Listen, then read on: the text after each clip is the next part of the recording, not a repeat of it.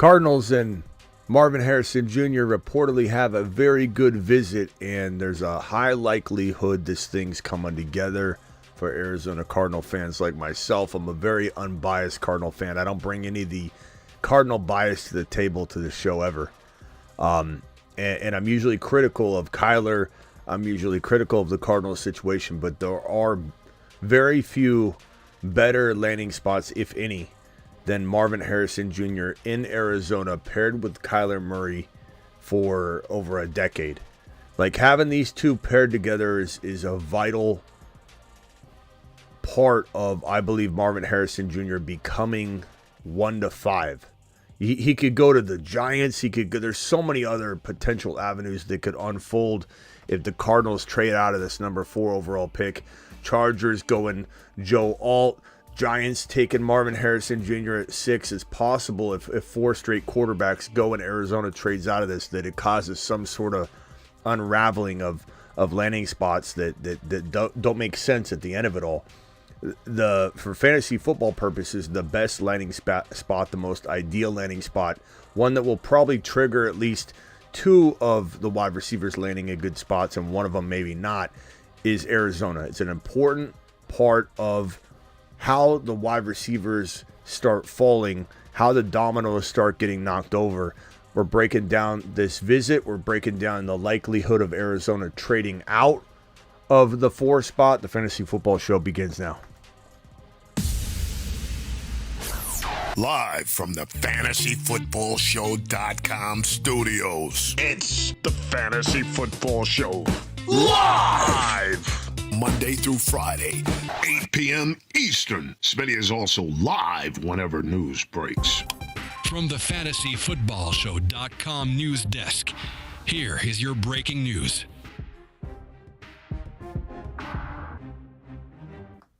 A lot of ways this could go in terms of wide receiver value and redraft value, dynasty value, where teams head in the NFL draft in terms of wide receiver depth. This is one of the deepest wide receiver drafts in a long time. We got Double A in the building, Ron Navy in the building, Bruce in the building, Big T first in the building, Mark B second in the building, Sick Nasty, moderator in chief, Travis Rowe, moderator in chief, is probably in here as well.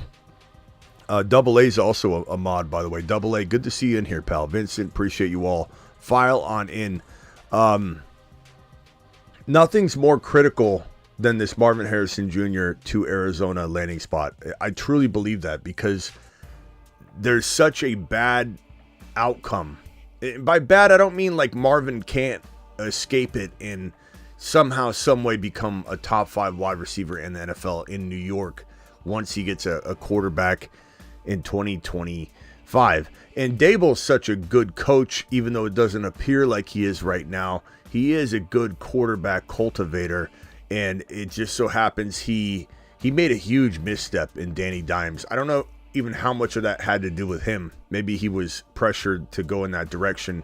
I don't even know, but it was a huge misstep, and it does make you question Daboll a little bit in terms of acquiring the talent. But once he has a quarterback that is very, very solid, he can sculpt them, mold them like he did Josh Allen.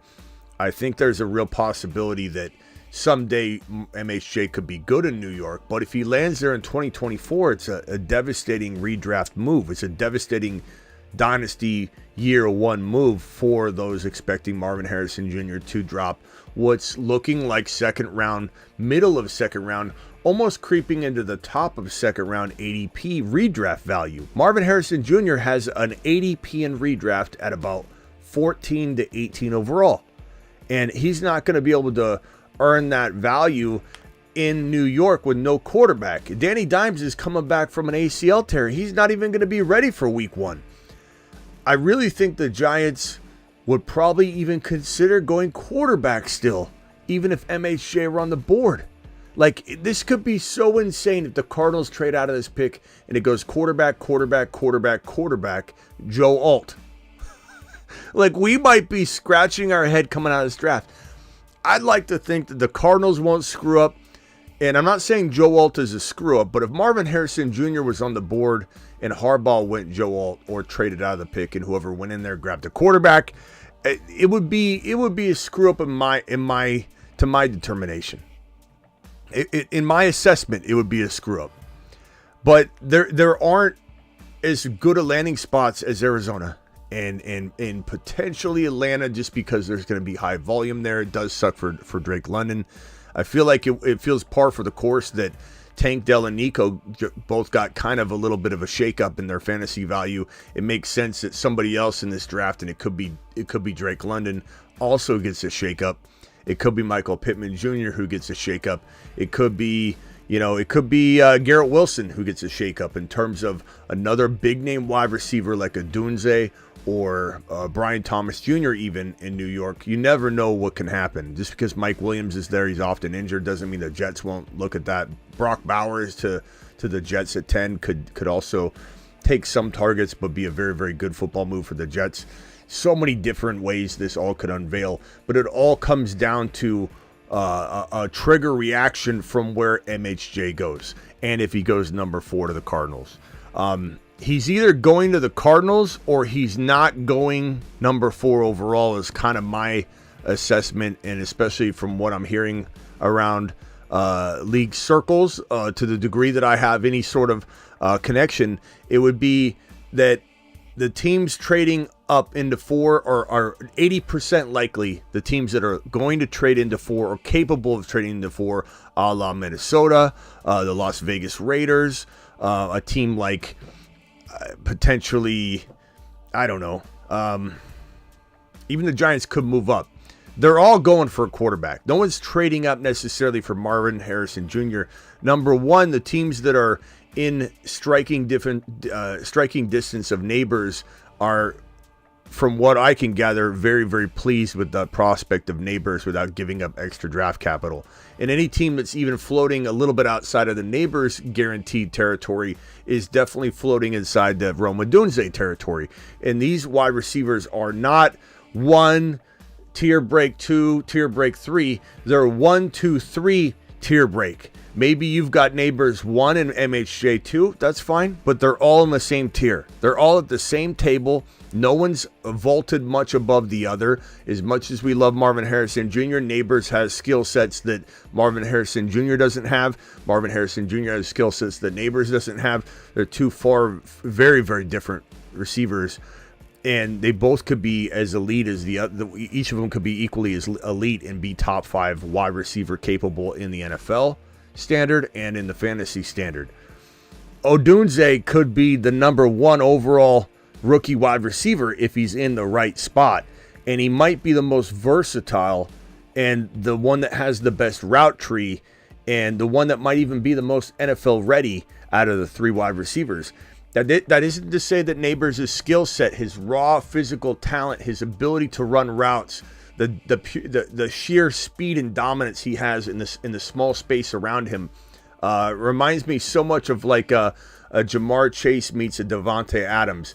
Neighbors is totally ready, NFL ready, and he's going to be a beast at the NFL level. But Odunze does have skill sets that even Neighbors doesn't have. Neighbors has skill sets that Odunze doesn't have. This is an amazing trio of wide receiver, but it all trickles down from Marvin Harrison Jr. And according to this report, a long-winded introduction, I guess. According to this report right here, the Ohio State wide receiver Marvin Harrison Jr. reportedly had a good visit with the Arizona Cardinals. And I've heard this by way of several sources. This is just one source on screen. But the important part about this is that it does feel like the Cardinals are settling down and locking into the idea that if they keep the pick, it is MHJ. Every indication, every person that I talk to, and I am local in Arizona, so I do have a pretty decent pulse on the situation, and I got a good temperature of what the Cardinals are potentially leaning to, although they're not going to make things public and telegraph what they're doing, just like any team. Even the Niners, people in San Fran don't know. Everyone keeps a very tight, lipped situation, but it's very evident by action, by meeting, by reaction, by hearing what teams are inquiring and how frequently teams are inquiring into the number 4 pick, meaning that it's available, it's readily available. Some teams make it very apparent that they're willing to trade and wheel and deal. The Cardinals have been one of those. Unfortunately for me, the Cardinals have been one of those teams that have said we're open for business. Monty Alsonfort said essentially those words: "We're open for business. The light is on." We pulled a little string. The open for business sign came on, and that's not what you want to hear if you're a Cardinal fan or a Marvin Harrison Jr. fan that wants this marriage to happen. Kyler and Marvin Harrison Jr., a match made in heaven that has no pitfalls like some of these other scenarios have. The Chargers are a good landing spot because it's a vacant wide receiver room, but dare I say that Kyler Murray and the Arizona Cardinal offense is probably on a whole nother level better than the Chargers situation, because they're going to have a very vanilla, run heavy, bland approach that is a mix of defense. Not that it won't have success to it, but this is going to be an offense that is very team oriented, not specifically let's lean on these 3 guys and score big amounts of points. This is a grinded out between the tackles, probably a 2 to 3 headed monster running back rotation. So don't get excited about Gus Bus or J.K. Dobbins once that's official, or if they bring in Blake Corum in the draft. Don't get overly excited about one running back being the workhorse in LAC, because it feels like it's going to be at least a 2, maybe 3-headed monster rotation. Defense draining the clock, and while this is a great landing spot because there are no wide receivers in LA, it is not as good as Arizona. Arizona is the cream of the crop. There are no spots better. Even Atlanta, that's going to be high potent offense, it's got too many mouths to feed. Arizona's perfect. Arizona's perfect. And if Arizona trades down, let's say, to the 7 or 6 or whatever, let's say the Giants move up to 4 and Arizona Cardinals move down to 6, and let's say the Chargers go MHJ, the Giants would move up for quarterback, and then the Cardinals get Neighbors or Odunze. I'm fine with that too. I will be a little bummed we don't get Marvin Harrison Jr., but as I alluded to earlier, you can make a clear argument that Odunze could be the number 1 wide receiver in Arizona. If he's in Arizona, he's maybe my number 1, at least from a scratching the surface redraft dynasty too, but from an earlier redraft kind of angle, a win now angle. Dunze in Arizona is far better than Marvin Harrison Jr. or Neighbors in New York. Tennessee, could they go Neighbors or Dunze if they're on the board and say it's too hard to pass on that? Hopkins is an older dog. He's not going to last long. Sure, they could certainly go in that direction. I wouldn't put it past Tennessee to make that move to surround Levis with talent. But is that as good of a landing spot as Arizona for Odunze? Is Odunze better than MHJ in Tennessee? Is Odunze better than Neighbors in Tennessee? Again, not suggesting that Marvin Harrison Jr. gets drafted later than those guys, but if, let's say, picks get swapped and landing spots end up being different than we expect. That's all I'm trying to say. Cardinals, cream of the crop. Best landing spot, period. I'm just afraid this team, Monty Alsonfort, wants to trade down and accumulate a bunch of picks. I'm afraid that he likes this Minnesota 11-23 more than he loves the idea and prospect of having Marvin Harrison Jr. And that scares the piss out of me, because then the dominoes start to fall. And I don't know that we love any one of the 3 wide receiver landing spots. Maybe in due time we do. Keep in mind, Breece Hall's New York Jet running back landing spot didn't feel great to a lot of people when it happened. Ended up being beautiful. Alvin Kamara, many years ago, if you want a different example, Alvin Kamara's landing spot was one of the most crowded landing spots you could possibly draw up. It turned out to be beautiful. There are a lot of landing spots that look like they could be great and they don't turn out to be great. The Chargers are one of those that I keep trying to emphasize. So it all does come down to Marvin Harrison Jr. Everything, the domino effect is going to be crazy, and we just hope that and this is the problem, is we're hearing things like the Cardinals are getting more and more locked on Marvin Harrison Jr. at 4. But if somebody comes in and they're kind of hoping this is the part that I hate to hear, is I'm hearing it from multiple reports and sources that the Cardinals are actually hoping somebody comes in, gets scared. This is the terminology I'm hearing. The Cardinals are hoping that a team comes in and gets scared and says at number 4, give us number 4. They see these quarterbacks fly off the board, and it goes Caleb, it goes JD5, and let's say it goes Drake May, that Minnesota is going to get scared, Vegas is going to get scared, and these teams are going to offer an unbelievable offer the Cardinals can't refuse, and I'm hearing the Cardinals are hoping that happens. And that part is it's worrisome because we don't want that. We don't want that. This is what I want. And it's not just from a Cardinal. I'm very good about separating my Cardinal fandom from my content. I don't ever talk about the Cardinals in a way that makes it look like I'm a homer for my team, and that this is, making this decision and creating this content because I'm a Cardinal fan. I keep it so separate. Some people don't even know I'm a Cardinal fan. They probably have no clue. I'm telling you, this is the marriage everyone wants to happen. It is the most productive situation, and the trigger effect from it will be good. Cardinals would be very happy with Marvin Harrison Jr., says Mr. TD.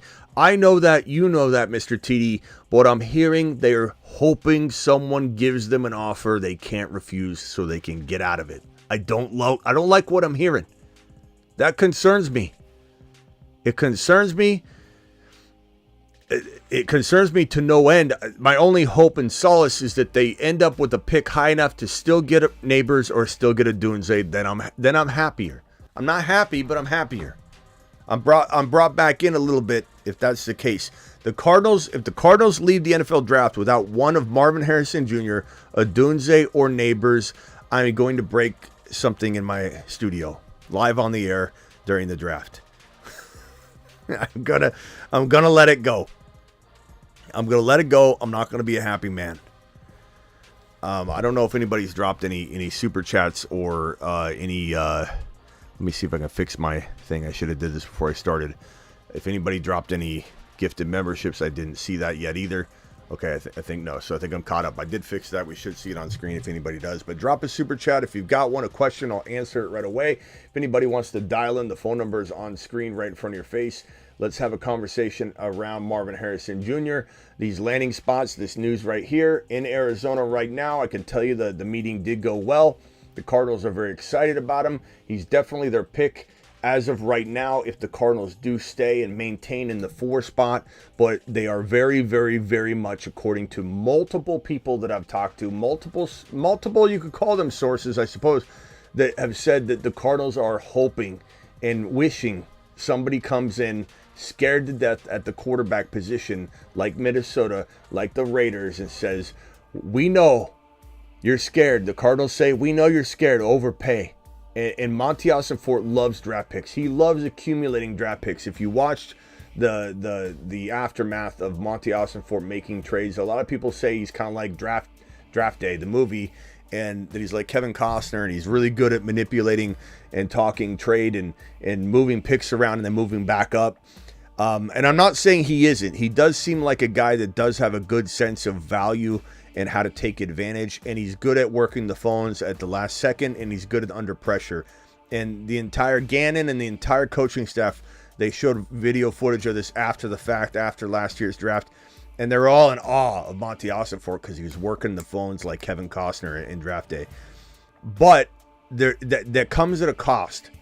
And at some point, you can't look to try and squeeze, every dime out of this situation. And you got to look at, okay, it's better to have Marvin Harrison Jr.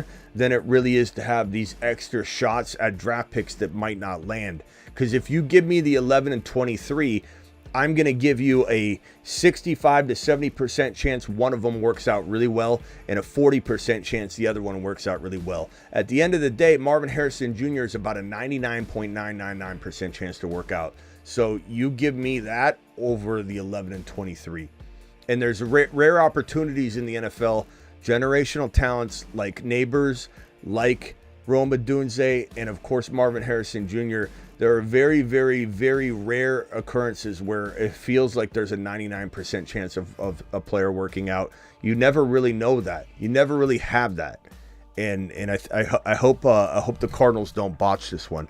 Ron Navy, you're live. What's up?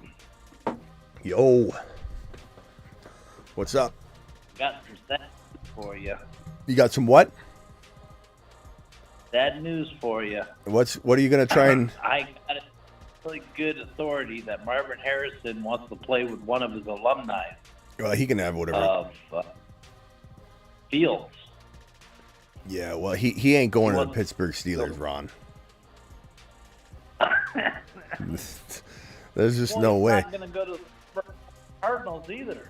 Yeah, he met with the Cardinals. He has, No, you he got has it a on. better chance on Steelers than he does the Cardinals. You got it on bad authority, Ron. Whoever told you that, you should stop. You should stop You're following just them. being a homer. You're being an Arizona homer. Ron, the Cardinals have kidding. the 4. Oh, I'm okay. kidding. I was like, what are you kidding. talking about? The Cardinals have the 4 overall pick. Okay. What else is going on? Ron, this is the second bad joke again you called in with 2 nights in a row. That's good. Ron's trying to do stand up or something lately. He's trying out some bits. Well, yeah. I have to look at things differently. Are you still hearing any, like, I know there, for anybody watching right now, complete rumor, but are you hearing any rumors about JJ and the Steelers? And the reason I ask is I don't know if anybody knows what CT ESPN is, but Antonio Brown started a network. And by network, I just mean he created a Twitter account and it's, maybe a website, and he's been getting it going. But it's called CT ESPN, and it's a playoff of ESPN and CTE, and it's his way of, like, kicking back at the industry and all the haters. And under CT ESPN, he's been dropping some major breaking news that has been right. And some of it's fabricated, backdated, like I would say. So it's a mix of, like, clown-esque behavior, but with some things that have actually been pretty accurate. And he keeps saying that the Steelers are going to acquire JJ, and everybody and their mothers out, like, peddling it because it's funny, right? It's funny. CT ESPN, AB's off his rocker, Antonio Brown, if anybody doesn't know who I'm talking about, and he's off his rocker, and he continues to peddle that it's gonna happen. JJ's going to the Pittsburgh Steelers. And because he's been right on a couple things, big things, people are like, this is going to happen. Watch. If this happens, he really is somebody we need to start listening to. So I'm just curious if you've heard anything substantial at all on local radio in Pittsburgh, or what's going on there. Well, there's been a few things around, but I seriously don't think that they're going to pull the trigger and pay that much money to get JJ. But there's talks. I think it's more like they're more opt to bring in, they might rearrange and bring in Boyd or somebody like that. Can you imagine how good Fields would be eventually with JJ Pickens, Fields? That would be unreal, man. That would be unreal. But Pittsburgh, this all seems too bold for Pittsburgh. Like, I feel like Pittsburgh's tapped out on being bold at this point. There's a lot that's gone on. Because Rooney did lay down the gauntlet, and he says we need to win. We need to go into the playoffs, far into the playoffs this year. And Tomlin knows, and Khan knows that their jobs are on the line, because Rooney laid down the law finally in the offseason after the disappointment of, he's like, this isn't Steeler football. We haven't won a playoff game freaking last 5 times. So what do you think your organization would pay JJ $30 million a year, 5-year deal, $85 million guaranteed? Are the Steelers capable of doing something like that? Is that the stage of the organization right now, needing to make a change? I look at Pittsburgh a lot like I look at Dallas when Dallas lost that playoff game, that embarrassing playoff loss, and the Jerry Jones looked like a whole new man. I'm gonna, whatever it takes. I don't even want to talk about it right now. I don't know if we need to redo everything from the ground up. It was like the man had a blank check and he was ready to do whatever it took, and then he just backed up off all that. Doesn't go after a running back, doesn't go after Henry, doesn't go after anybody, doesn't even call Henry. Henry wanted to go to Dallas over all other spots, and Jerry Jones crapped the bed on that. Just sat back. I feel like Pittsburgh was in the same scenario. These teams both lose their round one playoff game. Both have teams that are lacking but have so much talent. Their window's potentially going to close if they don't take action. And I feel like Dallas didn't do anything. You thought they were, and Pittsburgh started to. So I guess my question is Pittsburgh serious enough to make a crazy move like that? And would Minnesota even is there any what, like, you tell me what the deal would have to be? And for anybody who's going to get upset over this hypothetical conversation, then this is what we're here for, to talk out what could even be possible. If you think something that is outside of the realm of possibility isn't something that could end up happening if the right circumstances were set up, then you're just a negative Noah. Like, anything's possible, and that's what we're here to talk about. Is there even a path for this to happen? So number one, is the team in a state where they would make some sort of move like that to try and make it a difference-making move? And B, what would be appealing to the Minnesota Vikings? So from Perps' perspective, Perps, drop it in the chat, the 20 overall and a future first rounder and another future? Like, what would be appealing to the Minnesota Vikings? Like, you couldn't give them the 20 and a future first rounder. That's not enough. That's not high enough at all. So how in the hell would this even happen? Would it be Pickens? Pickens and the 20 and a first rounder? Because I don't see it happening any other way.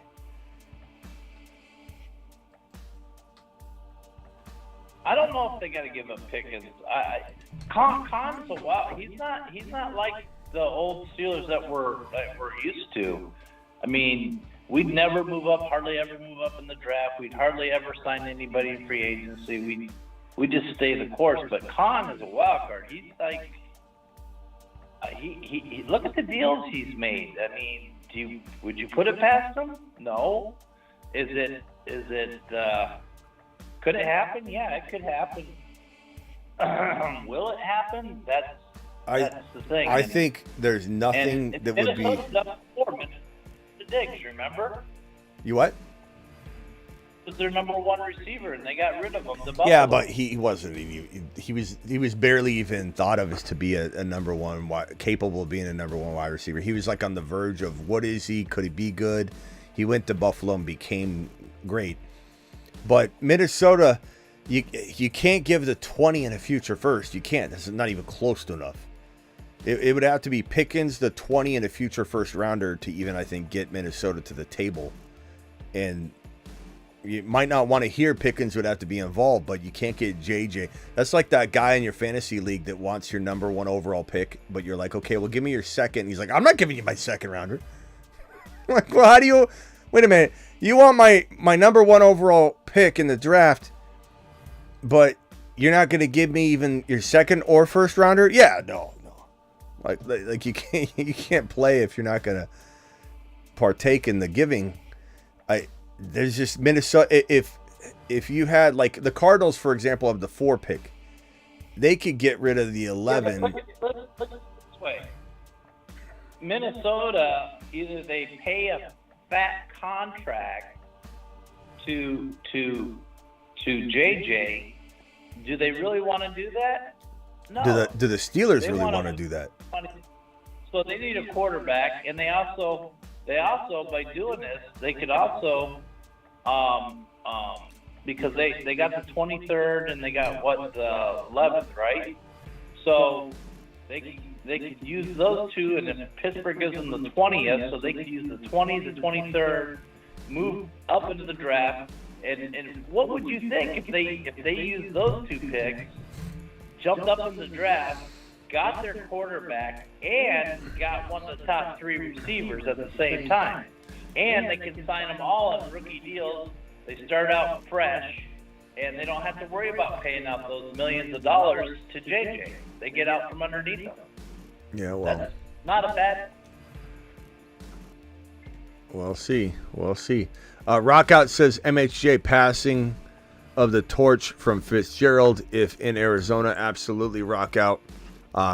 Neighbors or Dunze as well. Either way, any one of those 3 receivers would be amazing. Show your Moon, Mars Man, Saturn Man list. Here's the Saturn Man. The Saturn Men. One small step for man, one giant leap for Saturn. Hall, Kyron, JD5, Puka, Bijan, Achan, Gibbs, AR5. He's on a shuttle to Mars. Mars Men. Mars Men. Stroud was well before any of this dig stuff. London Bowers, dropping and McBride spinning aimlessly in space. McBride was on here when he was like a 60th overall player too. The Moon Men. Dropping loads in outer space. Penix Jr. was one of the first people to crack this list. Corley, Malachi Corley, Adunze, Zamir White, Jacobs. Corley could hit the midseason monster list just to make room. I think I might do that right now just to make sure. I want to make sure we're leaving enough spots for some big name players, and while not taking away or getting rid of the upside that some of these guys have, I think I'm going to put him on the midseason monster so we don't lose it. We don't lose the Malachi Corley prediction. Braylon Allen is still on here, and I'm not saying that I'm going to take him off, but that is something I could see potentially changing. Hold on, my Malachi Corley didn't paste over. Hold on. The Moon Men. Dropping loads in outer space. Where's Corley? Space Monsters. Where is it at? Malachi Corley. There he is. Malachi Corley. Let me grab him here and put him over on the mid-season monsters. There he is. Okay. I don't know. I almost want to say Jalen Wright over Allen for right now, but this is okay. Spears, Hollywood Brown, Corley, Braylon Allen, probably Jalen Wright on here, and then the Moon Man. We have more room now. The Moon Men. Dropping loads in outer space. Feels a lot. Feels a lot better. I think your biggest Space Monsters. your biggest prediction this year that you're going to hit will be Penix Jr. Yeah, you know what's funny is if you watch the Penix Jr. It's interesting you say that because it's big of you to say that because you were very much not loving that one when I first brought it out. But I mean, you liked him. You did say on record you liked him. You just think the injuries are a big deal. But what's interesting about that is if you go watch the pre-national championship live stream, when I pumped him up, I'm like, we got to make sure it's known that he's a Saturn man or Moon Man or Mars Man, whatever he was on at the moment.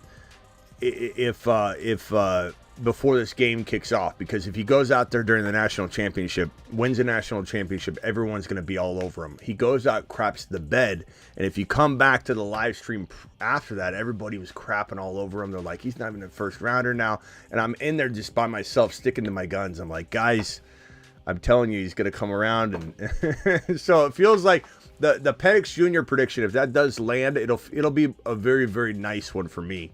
Because I know that went to some deep, dark places for a while, and I didn't wait. Like I haven't taken him off he moved, I think, from the Mars Man to the Moon Man just to make room for Mars Man, but he has not wavered from being on the list, and I have not wanted to take him off one single time.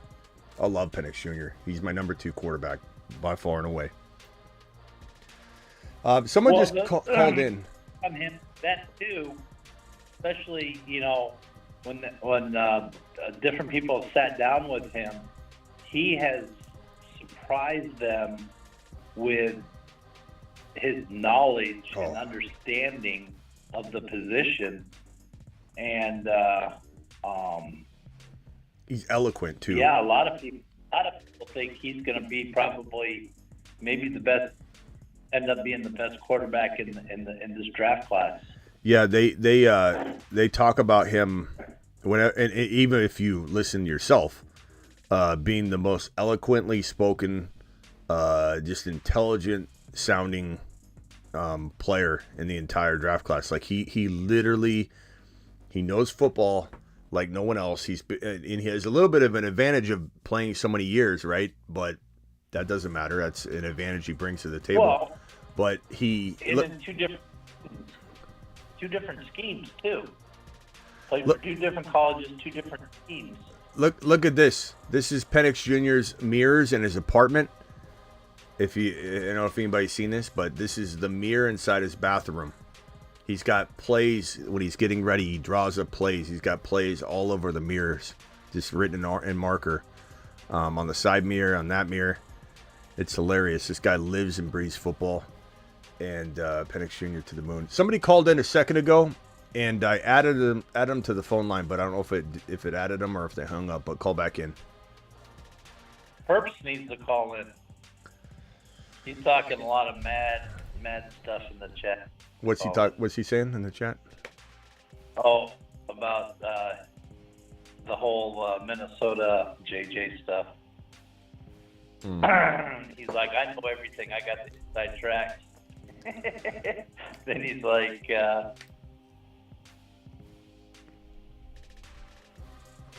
Penix from his parents. Penix Jr. might have climbed into the top 12, just so everybody knows. So he said he'll go to the Steelers. Well, Penix Jr. met with Atlanta, or is meeting with Atlanta, or he just did. And that's an interesting, meeting to set up. Why would you set it up now? You know he's going to go inside the top 15.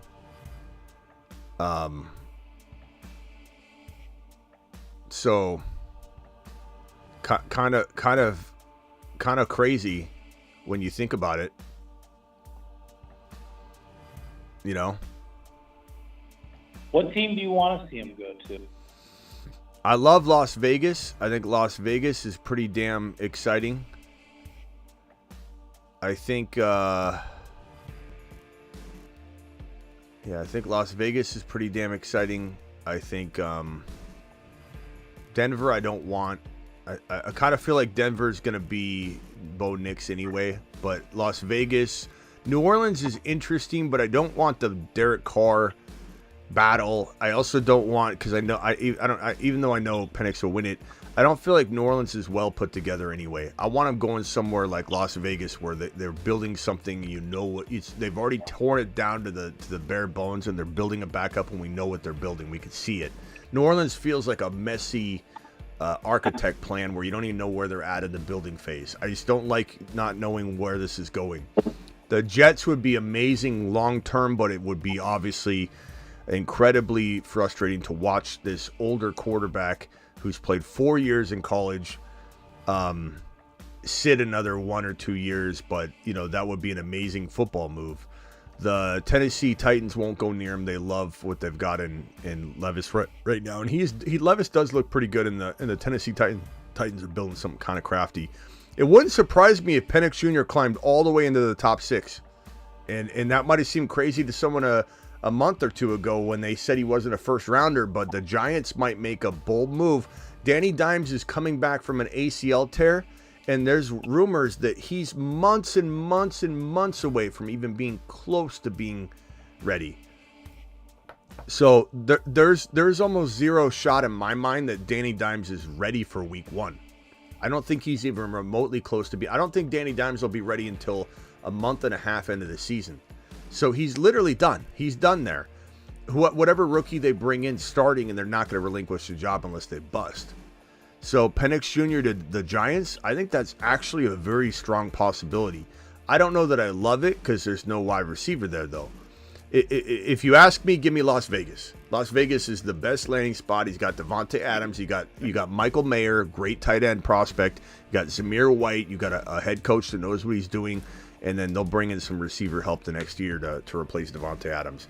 Penix Jr. to Las Vegas, book it. Well, actually, he says it's already a lock, Smitty. Penix to Minnesota. You know what?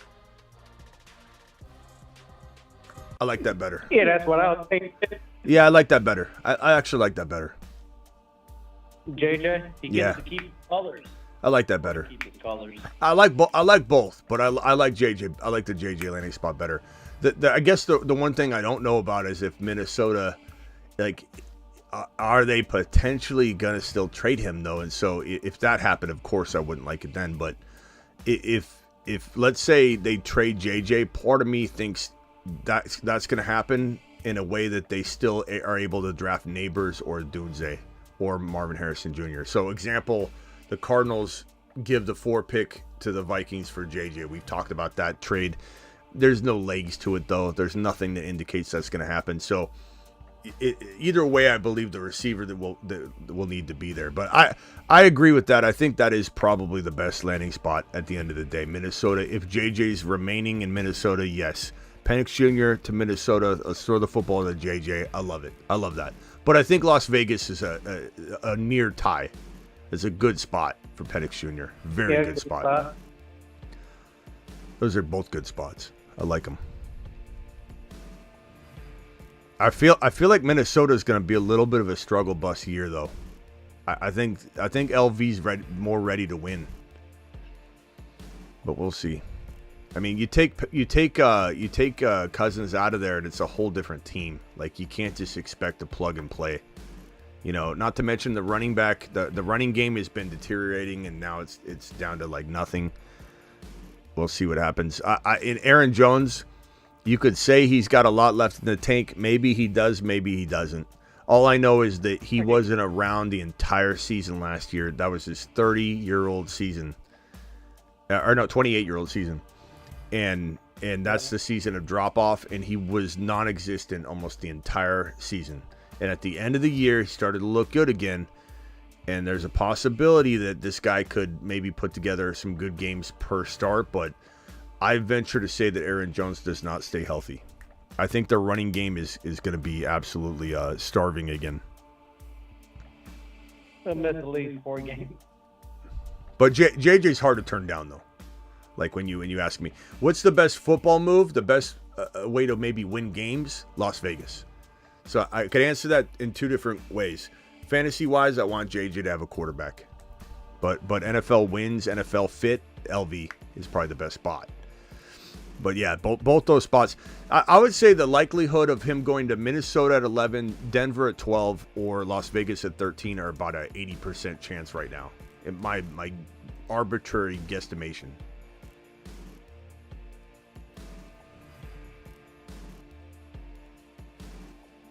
It's going to be interesting, that's for sure. What's up, Rockout? Yeah. Random question. What happens to the loser of the Moon Man? Like the last place? Last place of the Moon Man, nothing. The first place of the Moon Man climbs into the Mars Man League, and the loser of the Mars Man League falls into the Moon Man League. And I believe it was TMT that fell. I believe it was TMT that fell into the Moon Man. I forget who won the Moon Man to go into the Mars Man. I want to say it was what's his name? It was the team. It was the team that I had to join to co-commission, even though I wasn't a co-commissioner, just to like be able to see it. Like I had to cling on to his team. I want to say it was like Dirty Drummer or whatever his name is. I forget. Dirty Drummer. Yeah, that's what's coming to mind. I forget his name. Penix Jr. won't fall past 16. Yeah, he won't be. There's no way. Ryan Grubb, the offensive coordinator in Seattle, was Penix Jr.'s offensive coordinator at Washington this very past season, so he loves Penix Jr. The tough part about Seattle, though, is now they've got Sam Howell and Geno. But, I mean, look at some of these teams. Look at Cleveland with all the quarterbacks. Look at Pittsburgh with Fields and Russell Wilson. We can't put it past that Seattle doesn't view Howell is a lock by any means, and he's more of a safety mechanism. And maybe they trade. Maybe they can still trade Howell to some other team for a real late draft pick later. And they just say, look, we did that in case we couldn't get Penix Jr. Now that we got him, he's expendable. You never know. I mean, we've seen players get moved as soon as they've gotten to a team before. It's not normal, but you never know. Or they just hang on to all 3 of them and trade one of them later during the season if something happens to a team.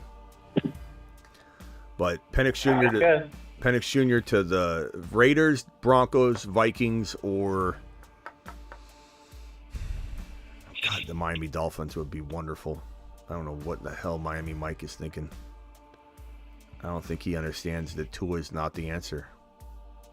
I don't think he gets it. Product of the system.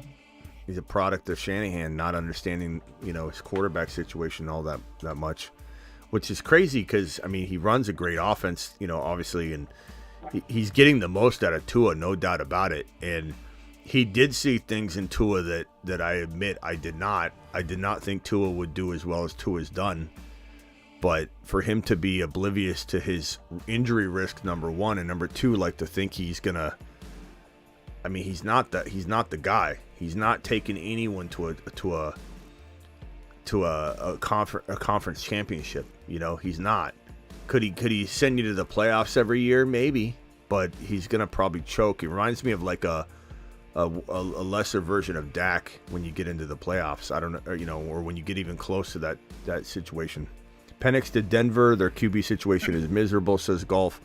Definitely, if he's there, they'll pounce on that. It's just a matter of if Minnesota, or Las Vegas trades up. Look, Las Vegas is itchy to trade up. And let me tell you something. On draft day, with Penix Jr. getting all this love right now, don't be surprised if the team that drafts Penix Jr. trades up into that 6, 7, 8 to get him. Or the Chicago Bear 9 pick. That is probably the most ideal landing spot to trade up into to land Penix Jr. is 9 overall, because you're going to leapfrog everybody that needs a quarterback. And there's really no way, unless another team like, let's say, Denver gets into the 6 or 7 to take him, you're really at number 9 jumping in front of everybody, and probably by default Penix Jr. will almost nearly 100% be there. So that 9 spot, and Chicago's very, very likely to trade that pick from everything that I'm hearing. So if I'm Las Vegas, I'm moving up to 9, and I'm giving up something significant to do it, and I don't care. And then who could end up as getting the back? Because Arizona, right? You're saying that they're possibly looking at like getting a lot of stuff for their 4 pick. Unfortunately, people moving up to get a quarterback, but they actually, you think about it, the Chargers could take a little bit less than it would cost them to move up, because Arizona's not taking a quarterback. So if I was one of those other teams, I'd be talking to the Chargers, making a deal with them to jump up to the 5th, because Arizona is like going to be too expensive. Yeah, but there's still get your quarterback. But what if you trade into the 5 and then Arizona deals it to Minnesota, and then they take their quarterback at 4, and now you trade it up into 5? But at least that's what I'm saying is, what if Minnesota makes the deal with the Chargers, or whatever, and I'm just saying, if Arizona is asking too much, then you make a deal with the Chargers for a lot less. And you still get your quarterback. Arizona still stays at number 4 because they didn't get what they want. So they take. I hear you. They take. I hear you, but I'm saying that if the fear for a team going into 5 is that what if someone still ends up making a deal in the final hour with the Cardinals and leapfrogs you? So 4 is that sweet spot. But if you like Penix Jr. enough, and you're worried about the Giants, even the 5 pick is still an attractive place. Everyone can make fun of Penix Jr. at 5 or 6 overall if they want. That's fine, but he's climbing everybody that's making fun of that was also making fun of him being even a first-round pick. So we'll just see where people feel when we get to draft day and Penix Jr. is talked about as a top 6, 7 overall player. Then we'll just see how everybody feels again. Then they're just gonna make fun of it. They're gonna be like, "Well, I was wrong, but he's garbage." You'll see. Well, we'll see. Penix Jr. Who cares what everybody else? No, I know. I don't. Detroit proved last year. Everybody was laughing at Detroit. Oh my God, they jumped up and they took, Gibbs. And they except for us. Take players with. Smartest move ever. They yeah. We absolutely we clowned everybody that clowned on that. I'll tell you that. Everyone. I need to go back and watch some of the streams where Monty was going off and just look at some of the live chat reactions to people and find some receipts and find some people that are in here acting like they're Gibbs fans that were dropping comments then that were like, "Oh, Gibbs is garbage. Can't believe you told me to draft this guy." The Detroit Lions were playing virtual 3D AI assisted chess, and everybody was laughing at him. They're just laughing at him. Seems like McCarthy talk has cooled a little bit, Mr. TD, but not at. He's still 4-5 quarter, or he's still number 4 or 5 overall potential. He definitely might not be QB3 right now. I think Drake May's definitely leaning in that direction. But man, I don't know. I don't know if Travis is out there. I don't know if New England is talking Penix Jr. at all at 3. I think right now no, but maybe later we will hear that. Let me go over to Ethan the Negative. Ethan, what's up, my man? You're live. Smitty, I was seeing that Puka he's going right around who is it? AJ Brown and Garrett Wilson. Is that a no-brainer to you? I think they're all very arguable. I mean, we can't forget how Garrett Wilson was literally like top 1 to 5 capable to us last year, and then Aaron Rodgers went down, and I think our natural reaction is to be protective over an expectation, but I think Puka is the clear safe play there. Like what he did as a rookie, the fact that Stafford's back, the fact that Cooper Kupp's going to be a little bit, older, and they're going to rely on Puka a little bit more. Kyron's on a mission. They're going to run the hell out of the ball, and so there's not going to be a real opportunity to just like double team Puka or anything. I think Puka is by far and away the safest play there. A.J. Brown's knees are always going to be a concern for me moving forward, no matter how many healthy seasons he plays in a row or something. Like if he plays this season and everyone's like, I'm still worried about A.J. Brown's knees eventually becoming an issue. But I still love A.J. Brown. But I'm not like a A.J. Brown in round 1 guy. I'm an A.J. Brown at the 12-13 turn. I'm okay with like going Gibbs or Breece Hall or Kyron, and then my first wide receiver and second drafted player is A.J. Brown at the top of round 2. I don't think that's disrespectful, but it means that I can't really own A.J. Brown a lot. So the other receiver was Garrett Wilson. He's a 12-13 turn guy. Puka's like 9, 10, 11. Garrett Wilson and A.J. Brown are like 11, 12, and 13. Like, so I think the ADP is telling you Puka's the better pick. And do I disagree with the ADP? Mm-hmm. Not really. They're all very arguable, though. And then here's a tough one for you, because I like Puka too, but coming back around, yeah, I like Kyron, but I don't like that stat. I feel bad. So I get this bad vibe about stacking those two, and you could just take Saquon instead. Hopefully the tush push isn't as big this year. I don't hate that, but I also don't worry about the Rams offense is like one of the best offenses in the NFL for not being shut down by a good defense or being, something where defensive matchup is a concern. That's the one team that like didn't matter who they faced, man. Kyron could have the worst matchup in the world and he'll have 100 yards and a touchdown. Kyron scored a rushing touchdown 12 times and played 12 games. He scored 15 touchdowns on 12 games last year. Kyron is a monster, and he's always going to keep that defense honest. So I'm not really worried about the stack, but I will say that like there's nothing wrong with Barkley or Achane or Gibbs or none of those guys. Like if Gibbs is available, I'm taking Gibbs over all those guys. If you're talking about Kyron versus Puka, I'm taking Kyron over Puka almost every time. I would vary it and diversify if I could, like obviously. But they're close. They're very close. And I'd much rather have Kyron guaranteed than lose Kyron. And then I'd rather take my wide receiver of choice later, even if it doesn't give me my first choice. I'm still very much okay with Garrett Wilson over Puka if it guarantees me Kyron. I'd rather have Kyron and then one of Garrett Wilson, Puka, A.J. Brown than not have Kyron and get my choice of the wide receiver, if that makes sense. Mm-hmm. So Kyron's the first rounder to me. I'm not letting Kyron fall to the second round. May I say one critical thing about JD5? You may, but I don't know that I'll receive it well, but go ahead. Well, I was looking at where he's going, and for a 2 QB league, I like him over like Rodgers and Cousins, upside and everything. And, he's got a good form, the way he throws the ball. It doesn't come out as good as Penix, who has a bad form, but it comes out great. But I got a little bit of vibes when Robert Griffin III got planted by that defensive tackle and his leg went flying. I saw some college highlights where JD5 got pushed in the back, and the way, it just looked like his light body went flying. Yeah, but now you got to keep him away from D tackles, but he had 1,200 yards rush. He had 1,200 yards rushing, 10 rushing touchdowns, 40 passing touchdowns, and only 5 interceptions. JD5.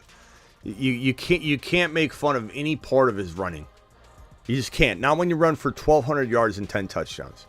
You just can't. You can't say, but in that 1,200 yards, there's a couple times where he's getting thrown around like a rag doll. You could find a lot of plays where Lamar Jackson's getting thrown around like a rag doll. People cherry pick the video footage and the clips, and they're gonna put those and present those. The one thing I know Ron's gonna have a problem with, and I also do have a problem with it because I love JD5. And I think he very much could be the AR5, where you draft him to be your starter eventually, but you actually take your starter after JD5, like Aaron Rodgers. So you draft JD5 in a 1 QB, and you draft Aaron Rodgers right after, and you plan on starting Aaron Rodgers and then JD5. I think JD5 is not anywhere near the AR5 value yet, though. AR5 was he slowly climbed into like the 6th, 7th round range, I think, at the end of the year last year, but he was very much like a 9 or 10 round guy, if I remember correctly, where JD5 is going to currently be now. But in a 2 QB league or a 1 QB league, you can't pass on Kirk Cousins over JD5 in a 2 QB league or a 1 QB league and say for upside, because Cousins is going into one of the most remarkable situations a quarterback could go into. And you've got to assume that whether you believe he's not the sexiest pick or whatever the case may be, and a lot of people feel that way about Cousins for whatever reason, he's walking into an arsenal, and he's going to absolutely be producing numbers that you're hoping JD5 gets to, but you're hoping Cousins is already going to be there. So I just want to correct that when you said that. And then I don't know what you were saying, where a Penix Jr. ball comes out bad but good, and JD5's comes out bad, good but bad. Rivers type form. You know what I mean? Like, the ball does good things. JD5's form's fine. JD5's form's fine. Joe Burrow's form needed a little work when he got into the NFL, and now Joe Burrow's form is absolutely beautiful. They're going to work on tweak on it, but his form's not bad. It's not a problem. JD5 has the good form. He's the one with the good Penix. I mean, Penix. He kind of has. Well, you just said the first thing you said was you're worried about JD5 and the ball. Like he throw a good ball. Well, JD5, what I was seeing with him is he throws with good form, but he's throwing to the best receivers in college football. So, how much are those receivers? But how much of that wide receiver production can be attributed to him? Why is it the receivers? You know what I mean? Like, maybe he's making the receivers look a little better than they even are. All I know is this guy was the best player in college football by far, JD5. He was the best football player in college football. He had 4 INTs. He protects the ball better than really anybody. The fact that you have 4 interceptions and you run to the tune of about 1,200 yards and 10 touchdowns, that much tuck and running and making good decisions, guy's a phenom. I'm not worried about it. But I'm not going to pass up on the guy. I'm not going to overthink it. You know what I mean? He's but don't overthink really Cousins either, though. Don't overthink Cousins either, because he's throwing to Kyle Pitts. He's throwing to Drake London. He's got Bijan Robinson, arguably the best receiving back in the National Football League as it stands here today. Him and Breece Hall are probably the 2 best receiving running backs in the National Football League. I know the Christian McCaffrey owners are about to get really pissed off, but he's turning 28 years old, and he might have that in the bag one more year or for half a year. But this is CMC's on the slope. You just don't know if he's going to go down quickly or slowly. Bijan and Breece Hall are the new, and they are the top receiving backs walking into this season from here on out. It's just a matter of if CMC dances right with them or slightly above them for a little while before he starts to take a bit of a dip. And Gibbs too. Breece Hall, Gibbs, and Bijan are the best 3 receiving backs in the National Football League.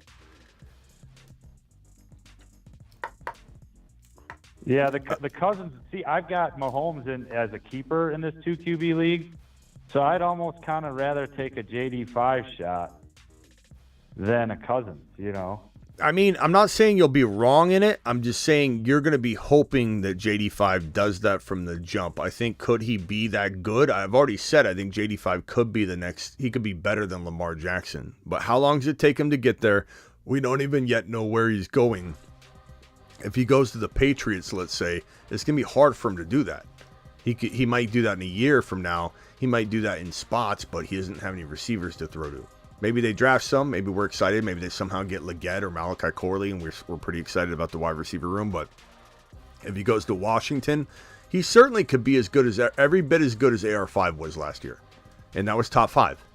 So I don't blame you. You're not wrong. I'm not going to sit here and say you're wrong, but I would say that Cousins is probably safer, and that's all I'd say. And Rodgers, I like Rodgers, but he's doing like the real life football thing, the pre-snap stuff and managing the game. I don't think he cares about any numbers at all. So I'm just, for fantasy purposes, I'm like, DW. Hold on, we got a DW setting. We haven't seen DW up in here in forever. He's been doing taxes. Oh, good to see you, DW, dropping 20. Alert. Super chat alert. God, where's this guy? He's back. Where's he been? Where's DW been? Tax season. Tax season's back. It is tax season. So he's definitely back doing tax. I mean, man, it's good to see him. DW in the building. Everybody, if you got a Wheel Snipe City was gifted a membership by DW. Ain't that something? Ain't that a sight for sore eyes? Wheel Snipe City has dropped many a super chat and gifted membership. And to see one gifted membership giving monster give another one a gifted membership, it's nice to see. Man, DW dropping 20 watt. Okay, Ron, did you want to rebuttal anything on the Cousins stuff? I felt you itching your skin and getting upset. You probably threw something. Probably sat up in your lazy boy the moment he's.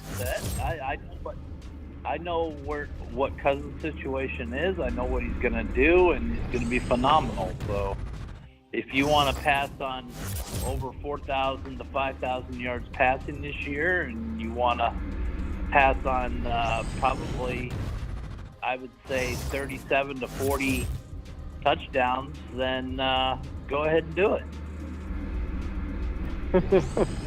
If anybody got a gifted membership, drop your new emojis that you got access to. Show them off, and thank you, and thank DW for giving you a gifted membership. DW, double D, dropping the wads. We were wondering, we were calling for him the other day. We're like, where is he at? We haven't heard from Vampy in a while. Vampy went missing. I'm really getting worried about him actually. Vamp went missing. DW was missing. Avatar's been missing for forever, but he's even on a list of names that are way past due. Rock out. Yeah, I see. Wheel Snipe Selly was missing until now. What?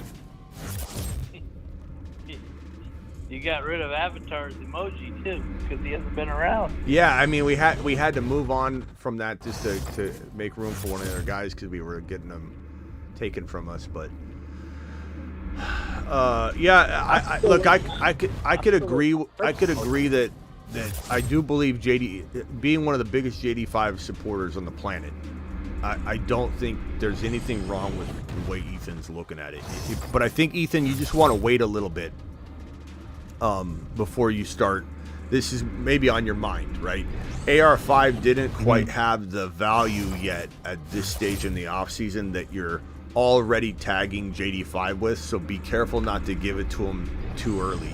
Once we get to that stage where we start really getting the vibe that A, his landing spot was great, we're hearing magical things about him, and he starts getting that increased value and confidence and the momentum, I think he really will be the kind of guy that, like AR5 was his rookie year, is just such a threat on the ground that fantasy-wise he is dancing with the top 5 to 7 right away. Like, he certainly could do that 100%.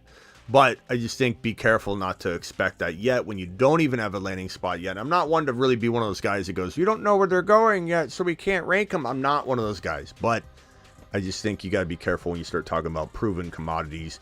Especially Atlanta is going to be such a potent place, man. But we'll see. I love JD5, though. I love him. I think he's going to be an unbelievable player. We just need him to be in Washington, not in New England. Thank you again, DW. I also want to know where all these injured people are in the rehab. Well, we'll see where who is the Hawkinson and Cousins, and see where they are. Mm-hmm. Hawkinson's going to be a little bit of I think a delayed producing player. I don't think it's going to happen right away. I think it's going to take a good month before TJ Hawkinson's anywhere close to being fully ready, fully healthy at least. Cousins, I think, will be fine by week 1, obviously. Rodgers will be fine by week 1. The bigger concern with those guys is tearing their other Achilles tendon. And it happens a lot. Mm-hmm. It's just how the body is when it's compensating so hardcore. And I don't know how else to explain this other than it's like when you have anything, like when you have two of anything. Let's say on the right side of your car you have seals, right, in the door seals, and on the left side of the car you have door seals. When one is getting all crackled and broken up by the sun, the other one's getting all crackled and broken up by the sun equally. And it's kind of amazing when you think about it. It's like, how are they both wearing down at the exact same time? Because the conditions are the exact same. So if one Achilles tendon is vulnerable, the other one's probably was and still is kind of vulnerable. And now you're putting all the pressure on that Achilles tendon because this one's injured, and all of a sudden you snap the other one. And that's why I say that we're at the precipice, that we're at the beginning stages, I guess you could say more so, the beginning stages of a lot of, I think, Achilles care. And the way that these teams might eventually, I'm telling you, there's going to be something that they look into as far as like pre-scan analysis of Achilles tendons, because you can see like where an Achilles tendon potentially could be at damage-wise. Like if you were to look at Greenlaw's before in the Super Bowl, before he took that step, his Achilles tendon wasn't doing good. It wasn't like it was just a random explosion action that caused his Achilles to snap. My patellar tendon tore because it was being taxed for years. And so you got to just wonder. So when Cam Akers tore his Achilles tendon, his body's been ripped apart, and he's got this equal amount of wear and tear on both sides. And then he now all of a sudden he's compensating, he's rushing back, and boom. So there's a risk of it. And the fact that both guys, Aaron Rodgers and Cousins, are both old dogs, there's even a higher risk of re-injury, which is why I read what Superfish and Jeff Thibault just wrote, or Thibault. Yeah, read what they said. They're onto it. Ziggy couldn't figure that out. Yeah. I've got that on my Instagram. With the video footage you're talking about, where Cousins is playing with his kids and his kids climb on his Achilles tendon. He goes, "Not on Daddy's Achilles, please." I haven't even. Yeah, it's on my Instagram. I haven't seen that yet. I gotta look that up. It's on my Instagram. It's on my Instagram. It's funny. He's like, okay, climb on Daddy, and they're climbing on him, and then one of the kids stands right on his Achilles tendon, and he goes, "Not on Daddy's Achilles, please." Come on. Get off the Achilles. Get off the Achilles, you son of a... No. Oh, bro. Roma Dunze to the Bears at 9. I hope not. I don't want it. I don't want Caleb. Caleb will get the ball to him, just like, Fields was busting in Chicago, not because of Fields, but because of Chicago, and he still got the ball to DJ Moore, so I think Odunze will survive. I'm not writing Odunze off if he lands in Chicago, but I don't want him there. I want him somewhere else. I want him in Indy. I want a Dunze in Indy catching footballs from AR5. I want a Dunze in. I'd even like him in LV. You know, like long term, more than I'd like him in Chicago, and that's without a quarterback yet. Like I would very much. There's just other places I'd rather have him develop. Swift never should have gone to Chicago. He should have went to Kansas City with Pacheco. He's gonna. That's a graveyard. That's like the New England receiver situation. I hate to say it. I hate to say it, but I think Swift might go the route of what Ron has been saying. Now that he's had this overworked between the tackle season, I feel like they worked him to death in Philly. I think Chicago is going to get an injured running back by at some point in Chicago. They're not going to get a healthy Swift.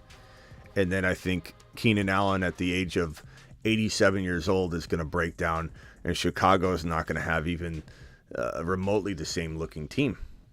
Everybody keeps talking about how loaded Chicago is, but they got a 87-year-old wide receiver and a running back that has injury concern, and we were worried about that. And then he got used as a between the tackle running back when he's not even that. Like, he got overworked between the tackles. Like, I have a feeling he's going to have one of those like broken down seasons where he's living the effects of last year. So I don't really like Chicago. Chicago is also a crowded room. It's not like I don't know if he vaults to the top. Yeah, I mean, he probably will start there, but I don't know that he's gained. I don't know. Who's the guy that went to Carolina and then that was ugly? Miles Sanders? You know, the thing. Yeah, the thing. Miles Sanders, man. I was never a big fan of his game. But yeah, that wasn't a great place. I remember everyone thought he was gonna be great. I'm like, no, I'm not going near it. He ended up totally busting. Melvin Gordon. Why did I assume MG was Melvin Gordon? the guy's YouTube's name is MG, and I called him Melvin Gordon. MG was giving him Double D dropping more. He dropped 20 more gifted memberships. Like a monster. He's just a monster. It's all he is. Alert. Super chat alert.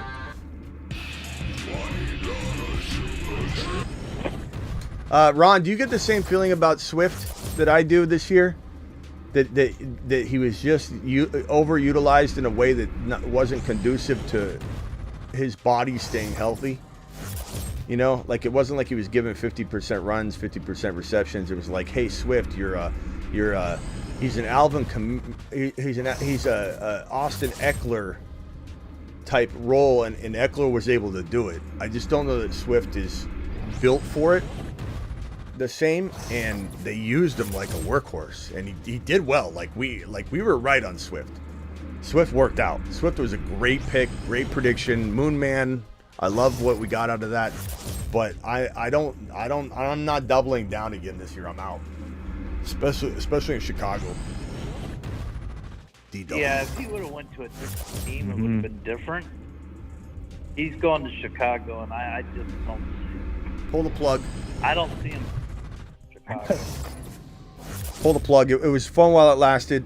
I think we were right. And even Kamara, like anybody wants to say you were so high on Kamara, why aren't you higher him this year? Because Alvin Kamara is 29. Ziggy, how old is Alvin Kamara? I think he turns 20. Alvin Kamara is 28 years old. Turns July. Ziggy off. Yeah, so he's 29. So his 28-year-old season was last year. Aaron Jones' 28-year-old season was last year. Austin Eckler's 28-year-old season was last year. Like all these declining running backs, it's just the nature of the age of 28 for an RB. And Kamara's 29. Aaron Jones is 29. Eckler's 29. I think we'll be lucky if one of those three, Eckler, Kamara, and Aaron Jones, has 80% of a good year. 29 is the kiss of death, man. 28 is the goodbye hug. And it may be a long hug, 17-week hug. You escape it, you hold your breath, but you may get bear hugged out. You may tap out. How you Miller will do with Kamara there? Kendre Miller. Yeah. We liked him, but maybe the shine wore off, and I'll be honest with you, I don't know that I'm fairly judging him because I think I'm reacting to Kendre maybe the same way I reacted to Kyren. In all honesty, you probably won't find someone higher than Kyren Williams than I was his rookie year, and I have videos about it, how much I love Kyren. He's going to take Akers' job. And then when Kyren didn't have a healthy season or a good season, which I know that some of people's knock on him is that he can't stay healthy, but coming into this past season, I didn't hate him. I just wasn't as high on him, and I think the shine wore off. I think it was one of those things where it's like, damn it, Similar to Javonte, I'm a little afraid, and I might come back around on Javonte. I've had a couple of questions, aimed at me about Javonte this year already, and people have said, you like Javonte, and I'm like, I just can't go near. And it's all the shine. It's nothing to do with the players. The shine of the situation wore off, and I'm just like, I'm pissed off about it, like anybody else, naturally, right?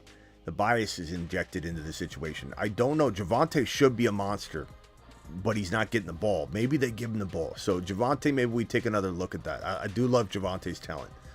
Kendre Miller, I loved coming out of college, and he fell very flat. He even had an opportunity here and there and didn't explode. So I think I'm probably leaning toward the same direction I was with Kyren, but I believe that he doesn't have Kyren's talent. I loved Kyren. I loved him. I'm really actually very mad at myself for not being high on Kyren a second year in a row.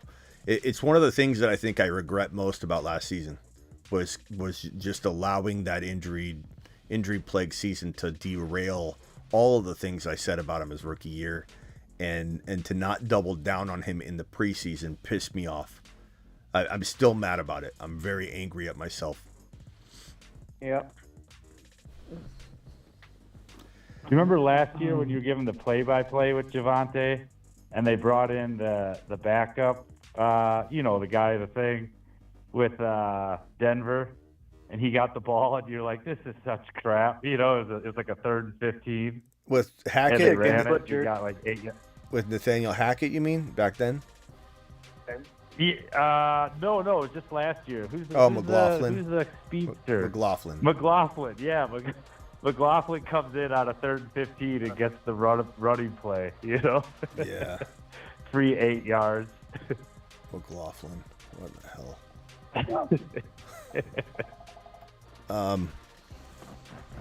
Yeah.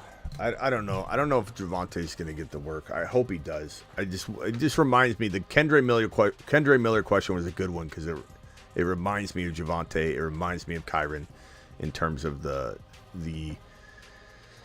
initial analysis no longer matching the current analysis, and it really not being player dependent, it's situation dependent, and I don't want to overlook Kendre is what I'm trying to say, but I don't know that I feel like I'm going to run out there and go, yeah, I'm back on the Kendre Miller wagon. I like him a lot. Let's see how it goes. He definitely could be a moon man in the snap of a finger or be somebody we don't go near.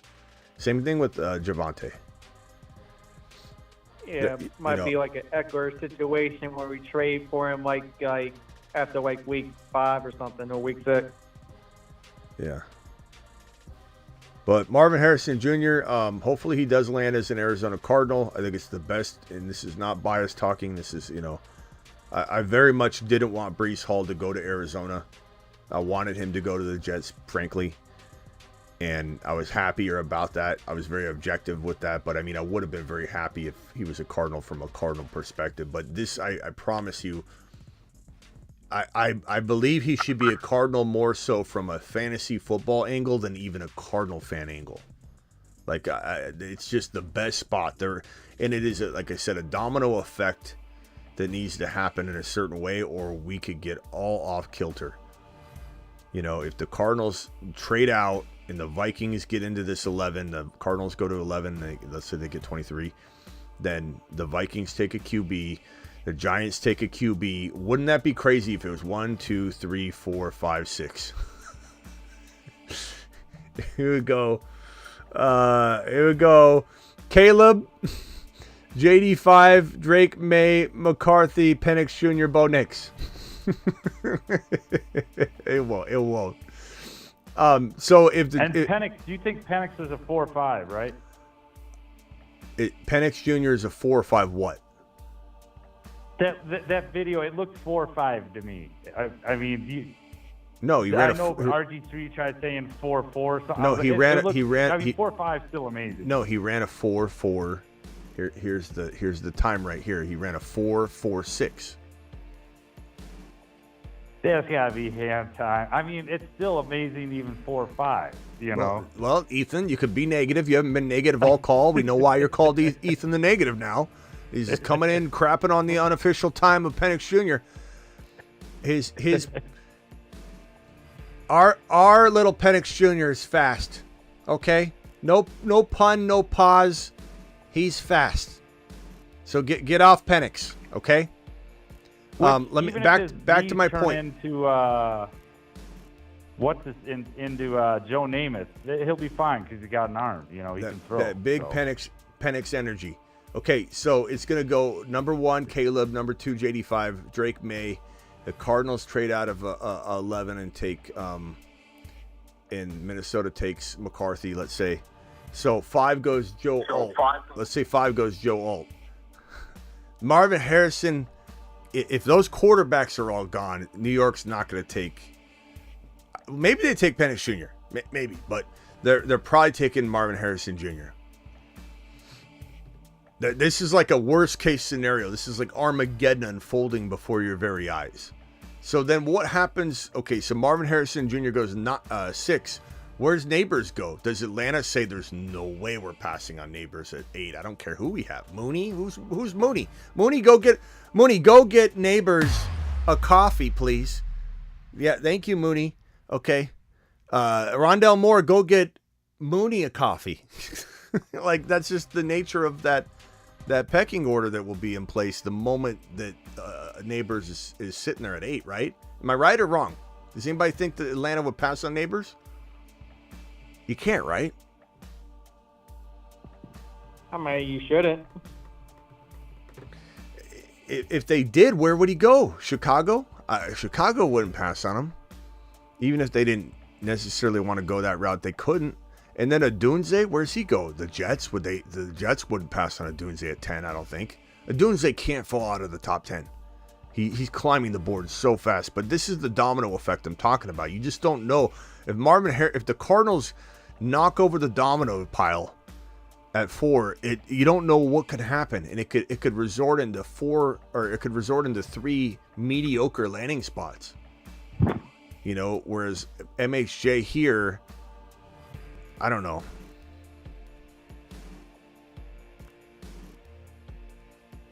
It's going to be crazy. Marvin Harrison Jr. won't go past 6. That's logically you would say that, but there are scenarios you could put on the board that you'd be like, this takes one team to say, not us. It's a great pick, but we need this. And then the next team, not us. And then all of a sudden, it's like you're in this weird place. It should be 4. He should be 4. Marvin Harrison Jr. should be 1. In retrospect, it should be Fields and maybe a trade down to 2 or 3 to be smart, get some extra capital. But Marvin Harrison Jr. he should be in Chicago with Justin Fields. But Ryan Poles sharded the bed hardcore.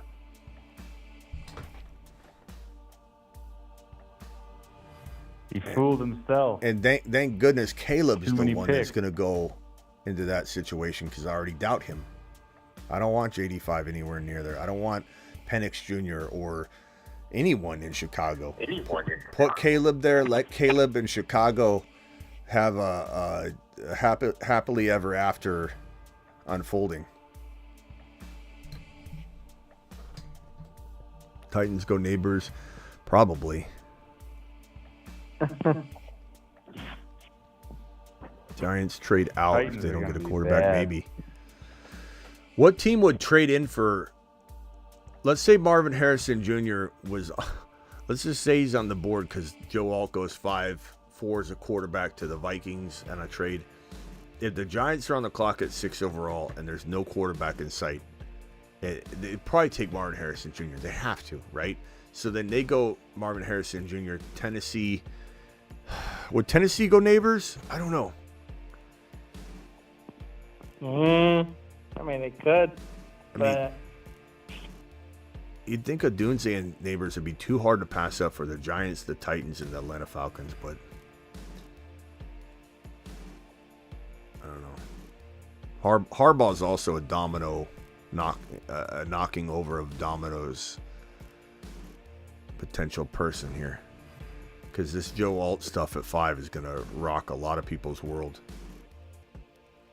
who do you think the Jets will take?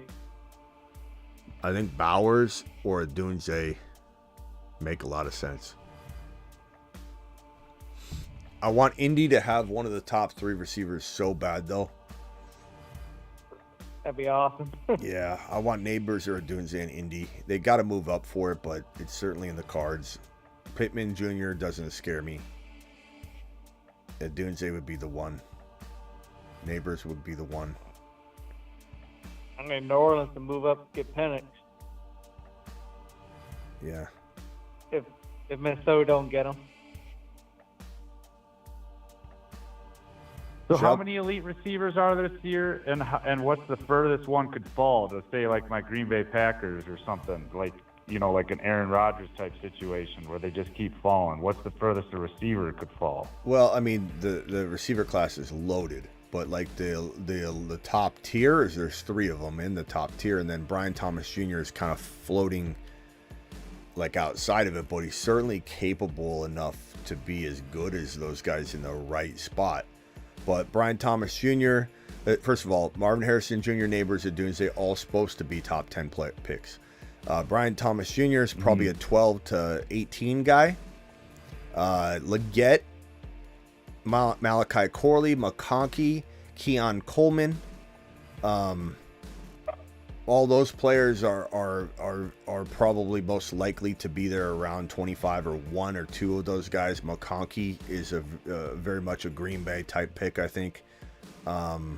Leggett is a possibility. Those are all guys that could be there for sure, and those. But you're not going to get a Brian Thomas Jr. or above. Those are you're probably not going to even get.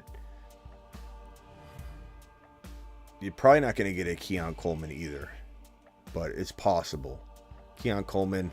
I could see Dallas taking one at 24. I could see Pittsburgh taking one at 20. I could see the Bengals taking a receiver at 18. I could see the Jaguars, for whatever reason, I don't know why they're so interested in wide receiver still, at 17.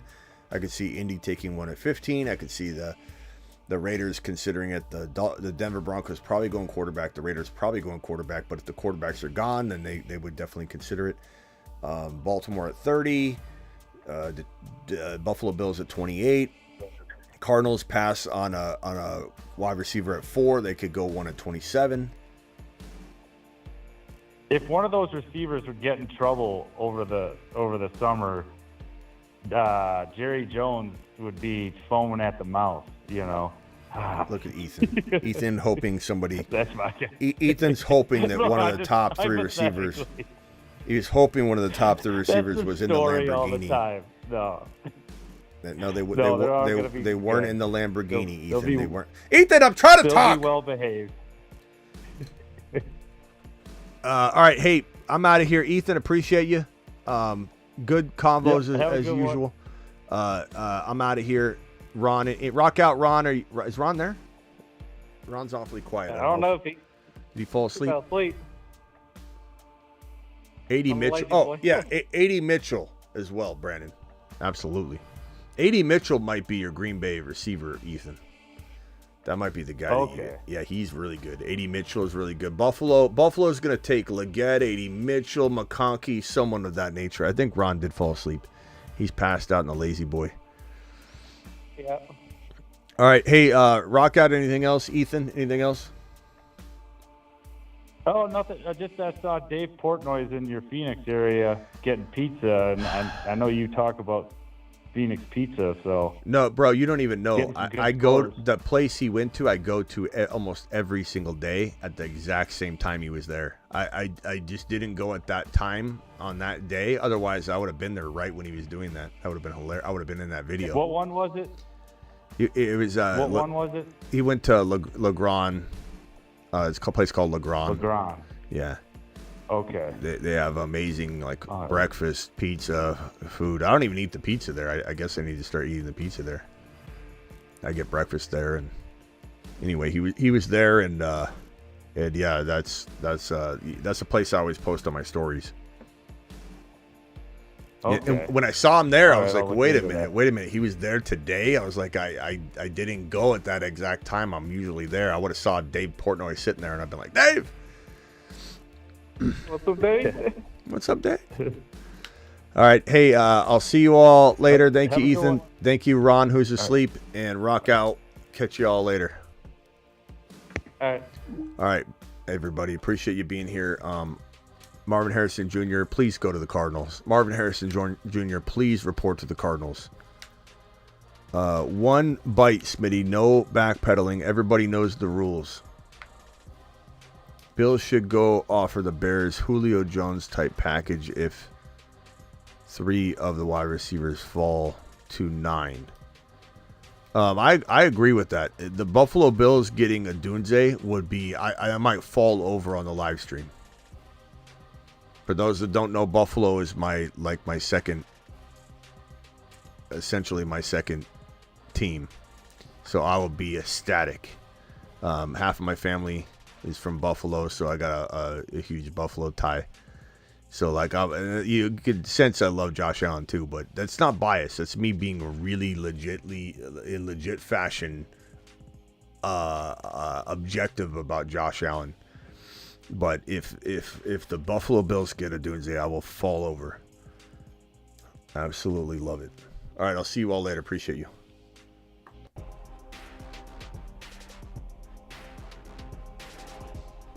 Thanks, Sick Nasty. Thank you, Jeff. Thank you, Perps. Thank you, Ron Navy. Thank you, Rock Out. Thank you for calling in, Ethan and Rock Out and Ron.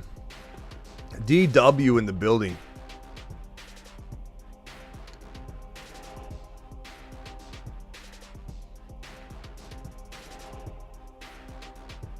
DW in the building tonight. DW with the $50 super chat. Hold on a second. Hold on 1 second. You little rascal, you. DW coming in strong, dropping gifted memberships like crazy all night long. And then he says this. He says, "Hey Smitty, I received the bat signal. Sorry I haven't been able to catch the lives. Lots of taxes to do. Haven't missed a show all offseason. Best NFL and fantasy content out there. Smitty works hard for all of us. Support the channel." DW dropping a 50 watt. Alert. Super chat alert.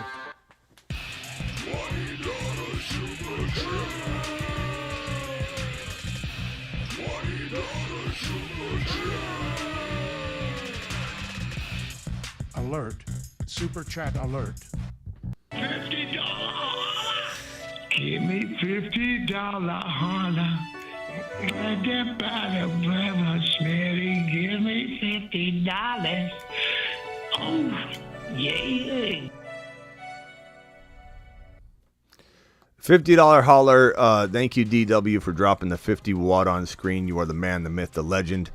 If anybody got a gifted membership from DW tonight, Double D, make sure you give him a proper Double D thank you. Whether that's a double eggplant emoji, a flex emoji, make sure DW feels your love and compassion in the chat by way of emoji. I will see you all later. Thank you, DW. Get back to taxes, pal. Lots of shows to get to, and I guess you never miss a show, so you're already caught up. I was going to do a Dynasty show tonight, but I don't know that we're going to get to that tonight. But tomorrow we should have something. See you all later. Tomorrow, Dynasty show for sure. Live whenever big news breaks here on the Fantasy Football Show, and we're live Monday through Friday at 8 p.m. Eastern. That 8 p.m. show, go watch it. It's about Kyron and Gibbs. And tonight we're talking Marvin. I'll see you all tomorrow. Definitely Dynasty and Redraft or not redraft, the main channel, this channel. There'll be some content on the main channel tomorrow, and then a Dynasty show. I'll see you all later.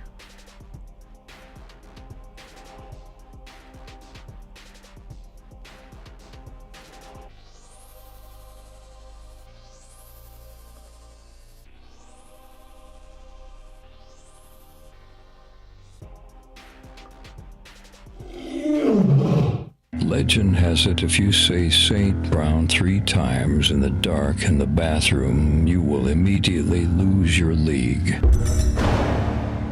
Your Bijan card has been revoked.